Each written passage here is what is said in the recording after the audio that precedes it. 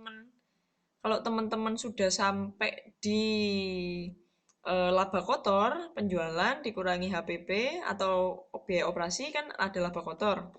Kalau sudah sampai laba kotor, itu urutannya adalah depresiasi, amortisasi, bunga, baru pajak. Jadi maksudnya laba setelah pajak itu laba yang paling bawah, yang paling bersih, udah dikurangi sembarang kalir, ya, udah dikurangi segala macam beban dan akun, itu namanya laba setelah pajak atau earning after tax, ya. Itu memang yang harus dihitung untuk net profit margin. Jadi laba yang paling bawah kalau di laporan laba rugi itu yang paling bawah, ya. Menjawab pertanyaannya Mbak Fevi, apa masih bingung?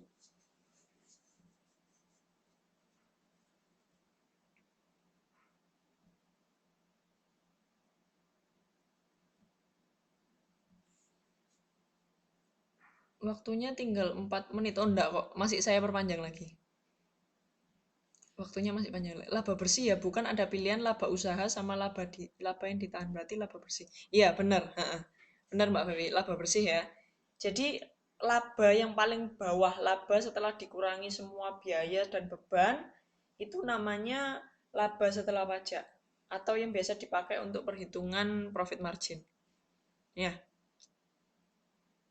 udah bisa menjawab pertanyaannya Mbak Fevi atau masih kurang jelas lagi?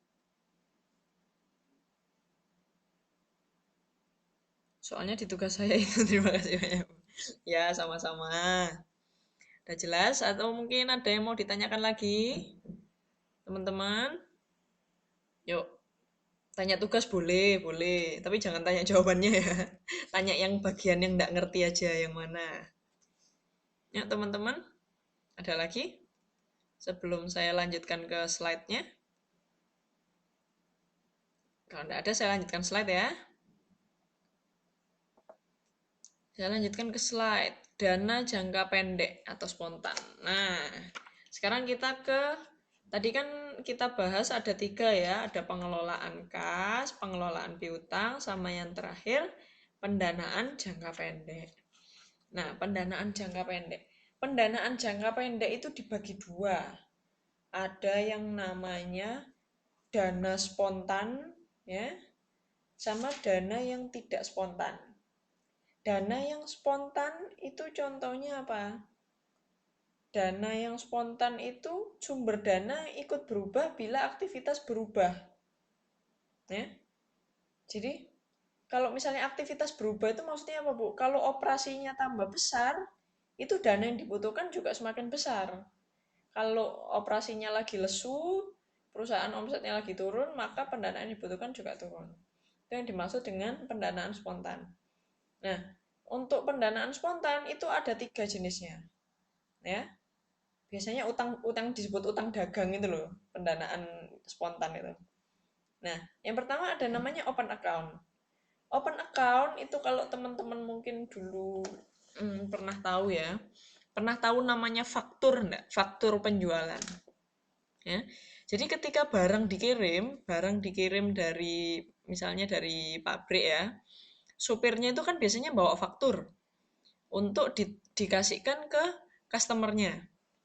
Nah, di faktur itu biasanya sudah ada harganya berapa, terus harga keseluruhannya berapa, syarat bayarnya kapan.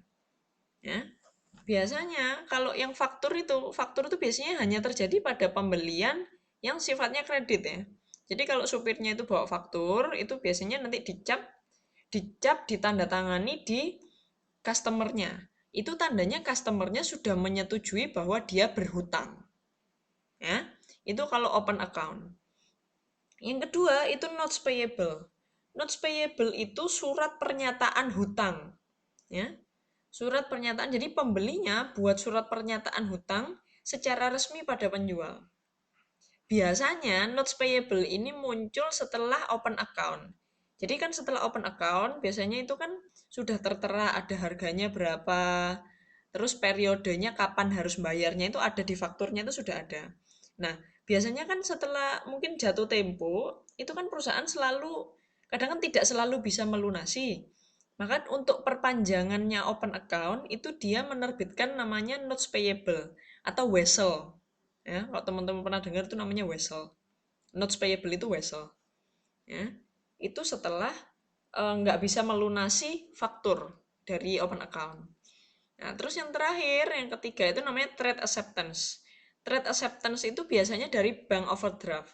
Bank overdraft itu biasanya kerjasama sama bank, ya. Jadi kalau penjualnya itu bisa dengan otomatis menarik uang dari pembeli, ya, dari rekeningnya pembeli melalui bank dengan persetujuan pembeli.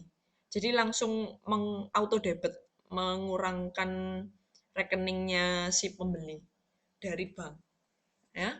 Itu kalau untuk pendanaan jangka pendek. Nah, sekarang kalau pendanaan yang tidak spontan, ya. Sumber dana yang tidak spontan. Itu yang pertama ada namanya kredit modal kerja. Kredit modal kerja itu biasanya bank yang memberikan. Nah, kalau bank yang memberikan itu ada namanya evergreen credit. Evergreen credit itu selalu diperpanjang ketika jatuh tempo. Jadi biasanya kalau teman-teman pernah dengar ada istilahnya KPR apa ya, BPR kayak apa? Yang biasa memberi bantuan ke UKM-UKM ya, kredit pada bank-bank yang memberi bantuan pada UKM itu namanya kredit modal kerja. Ya biasanya ngasih BPR atau bank-bank untuk UKM yang sekarang lagi booming di Indonesia ya. Nah, itu biasanya dia modelnya namanya evergreen credit. Jadi untuk memberikan kemudahan biasanya karena untuk UKM, jadi dia diberikan kemudahan bisa diperpanjang ketika jatuh tempo. Ya. Terus yang kedua itu namanya commercial paper. Commercial paper itu sekuritas jangka pendek yang diterbitkan perusahaan. Isinya apa? Isinya menyatakan bahwa perusahaan bersedia membayar sejumlah uang yang tercantum dalam sekuritas. Nah, kenapa commercial paper ini menjadi booming? Karena commercial paper kalau teman-teman lihat ya yang paling bawah, dari slide ini ya.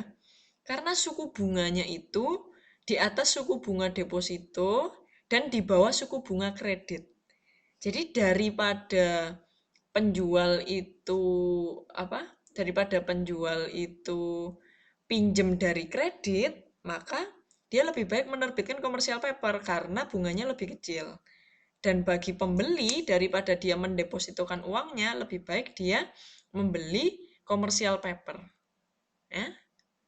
Jadi sampai sini udah jelas masalah pendanaan jangka pendek sama pendanaan spontan sama pendanaan tidak spontan. Ada pertanyaan enggak? Ada pertanyaan? Halo, semuanya masih ada. Semuanya masih ada di tempat kan ya? Belum ada, siap. Ini kita lanjut ya ke slide yang terakhir. Slide yang terakhir itu struktur jangka waktu pendanaan. Ya. Jadi jangka waktu pendanaan itu apa sih? Kebutuhan mendanai. Ya.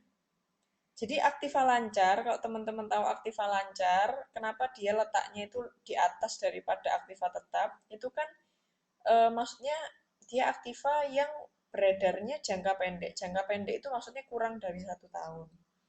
Ya, kalau aktiva yang dirubah menjadi kas, ya kalau aktiva yang dirubah menjadi kas kurang dari 1 tahun, ya itu kan yang harus kita kita atur. Ya, kita jadikan apa kasnya itu. Kalau yang lebih dari 1 tahun namanya capital budget. Tapi kalau yang kurang dari 1 tahun biasanya digunakan untuk operasional. Ya, termasuk kas dan persediaan itu. Nah, sekarang berdasarkan struktur jangka waktunya, kita ada 3 macam pendekatan. Yang pertama ada namanya pendekatan hedging. Ya, hedging. Hedging ini yang paling umum dipakai ya.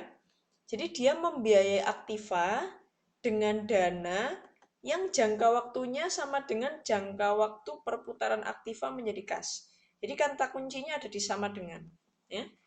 Jadi membiayai aktiva ini maksudnya apa sih? Membeli persediaan, misalnya salah satu contohnya ya.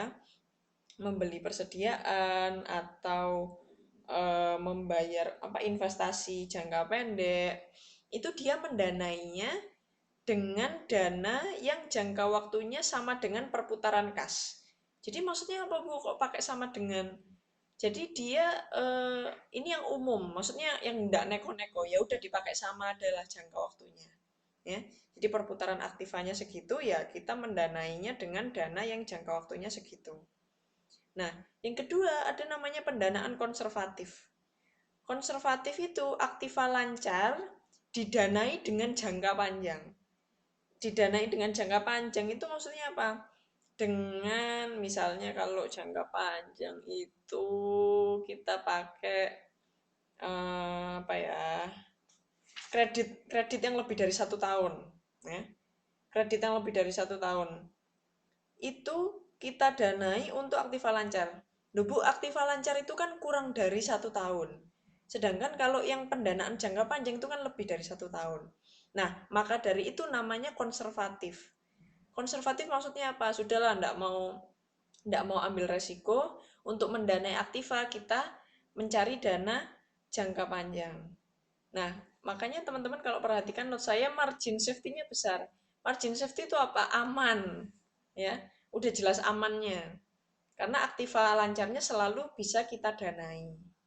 Nah, kemudian yang terakhir ada namanya pendanaan agresif. Jadi kebutuhan jangka panjang didanai dengan pendanaan jangka pendek. Dibalik ya. Jadi kebutuhan jangka panjang misalnya investasi aset tetap. Aset tetap itu kan lebih dari 1 tahun ya. Kadang untuk mobil bisa 5 tahun, untuk mesin bisa 10 tahun. Nah, itu kita danai dengan pendanaan jangka pendek. Misalnya apa? Sekuritas pasar di pasar modal. Nah, kenapa kok perusahaan ada yang memilih pendanaan agresif? Karena profitabilitasnya tinggi.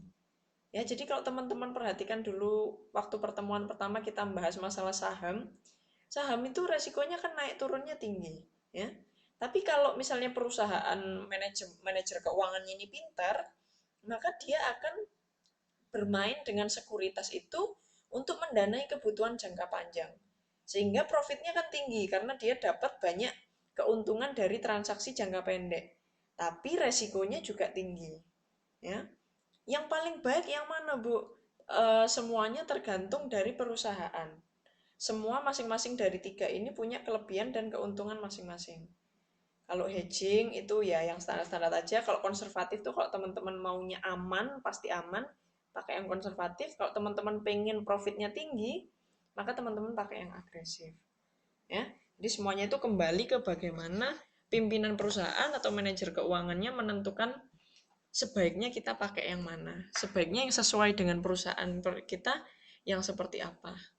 Ya, jadi sampai saat ini yang bisa kita bahas untuk modul 3 sampai di struktur pendanaan. Nah, teman-teman ada pertanyaan dari modul 3 yang kita bahas tadi, mulai dari eh, pengaturan kas, mulai dari pengaturan piutang, terus pendanaan jangka pendek. Ada pertanyaan sebelum saya akhiri? Halo, ada pertanyaan enggak?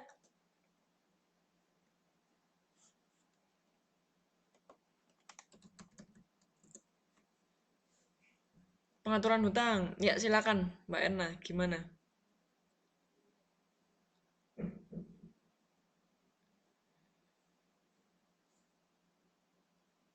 Cara nagih hutang. Wah, kalau cara nagih hutang itu hmm, tanya sama debt collector ya. Jadi mungkin cara menagih utang. Kalau saya bilang ya, selain jangan sampai seperti kasus-kasus yang pernah kita dengar dari bank ya, bank-bank ngatur kredit, bank-bank yang memberikan kredit itu ya, yang pakai bodyguard gede-gede, nggak perlu seperti itu. Tapi yang jelas ketika teman-teman kalau mungkin balik ke, saya kasih slide yang ini apa ya? Nah, kalau teman-teman tadi masih ingat untuk mengatur hutang ya, cara paling aman itu pakai faktur. Teman-teman kalau melihat dana jangka pendek itu teman-teman pasti lihat ada faktur ya. Ada lagi itu